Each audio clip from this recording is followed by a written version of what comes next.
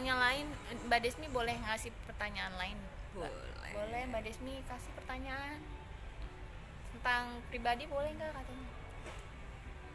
Itu mah kamu. Oh, aku. Itu mau curhat ya? Ya maksudnya sekarang eh, nama Erliana Sunardi itu kan nama pena ya.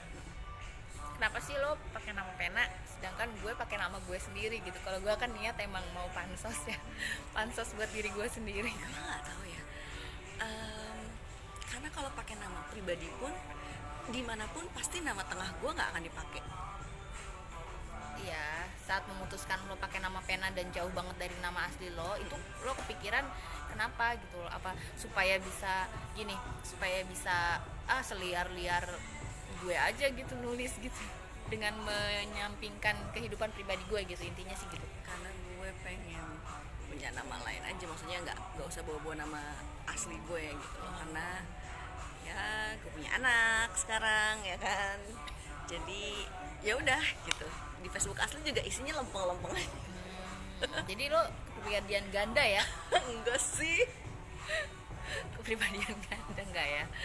Jadi memang emang ya ada penulis yang sampai sekarang, ada satu penulis yang gue suka tulisannya itu adalah Aka, bukunya ada di Gramedia. Itu dia cuma pakai itu doang, tulisan Aka gitu doang, dan gue nggak tahu dia cewek apa cowok sampai sekarang.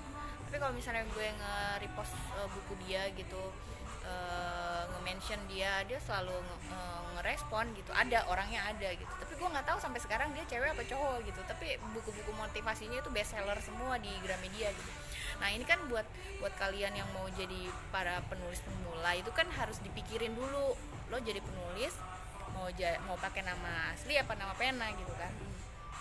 Kalau gue dulu karena buku gue non fiksi gitu kan, buku gue non fiksi pakai nama asli, udah gitu si editornya itu nggak ngedit nama gue, nama gue sepanjang seakte kelahiran itu ditulis.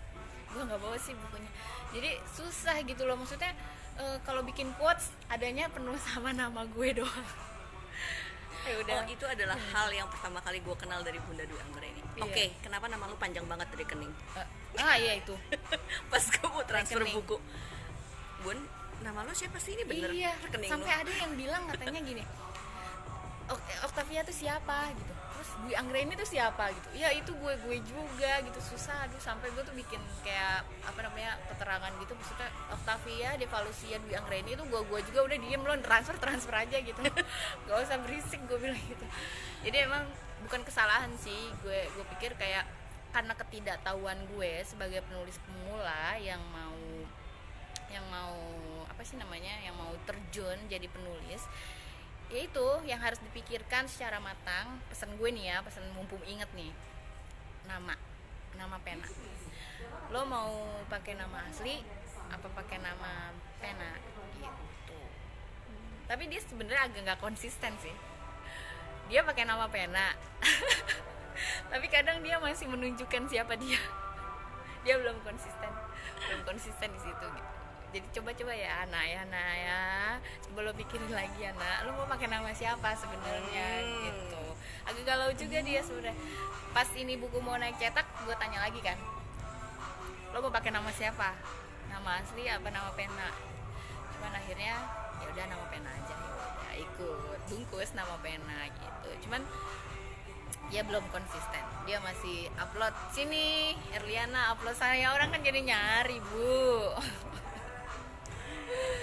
Begitulah suka duka penulis ya.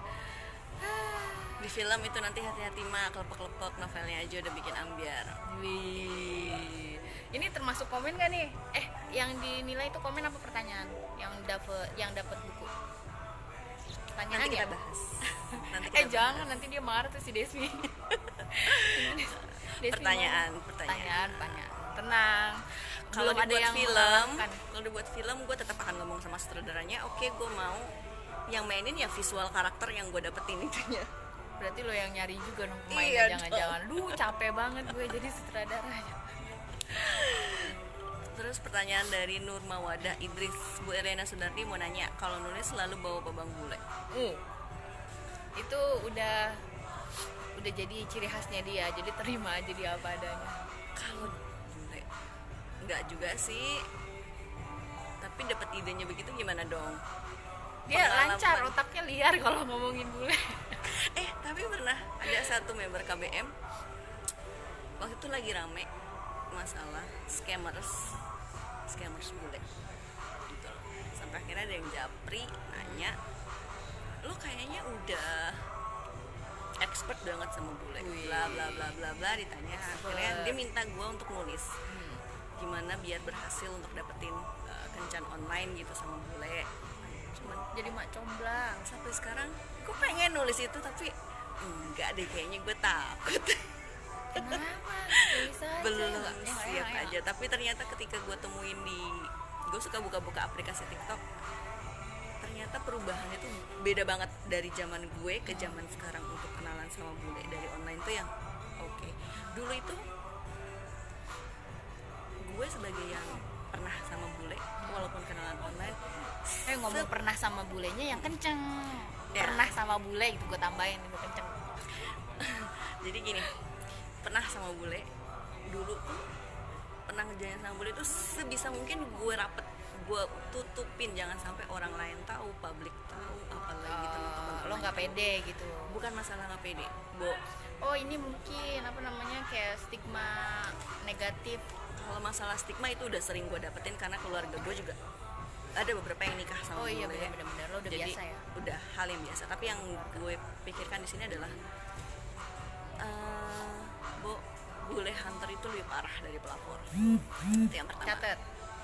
Terus yang kedua, setelah gue lihat Jadi saingan lo banyak gitu ya, kalau lo punya pacar bule saingan lo banyak gitu. dan bule hunter tuh ya penampilannya juga lebih wow dari pelakor intinya. Bule hunter dijadiin judul novel bagus loh. Dulu pernah ada yang nulis novel Iya tentang tapi bule dia hunter. bukan novel itu. Iya. Ya cerbung. Bukan kayak non fiksi gitu. Dia non fiksi, dia menceritakan bagaimana bule hunter itu kayak apa. Itu tuh bagus banget bukunya gitu. Dan waktu itu pernah gue mention juga di KBM, tapi ada beberapa yang bilang kalau bule hunter itu nggak eksis. Tapi ada beberapa yang mungkin perempuan-perempuan yang hidup di Bali itu udah bule hunter tuh nyata banget di sini, di Jakarta apalagi gitu. Makanya sampai ada yang japri, ya lu dong bikin tulisan gimana biar nggak kena scam atau gimana. Cuman ya udahlah ya, nanti aja. Iya, butuh nyawa berapa tuh kalau nulis tentang itu ya? Karena lo udah ninggalin juga kan, udah ninggalin dunia itu kan. Takutnya nggak update gitu kan. Lo harus banyak riset lagi gitu. Kalau misalnya lo mau nulis lagi, lo harus balik lagi sama bule. Ya enggak? Ciri khasnya bule tuh kan, orang udah pada tahu. Kalau misalnya lo tuh emang bule-bule gitu. Gitu deh, pokoknya terima aja udah nasib lo.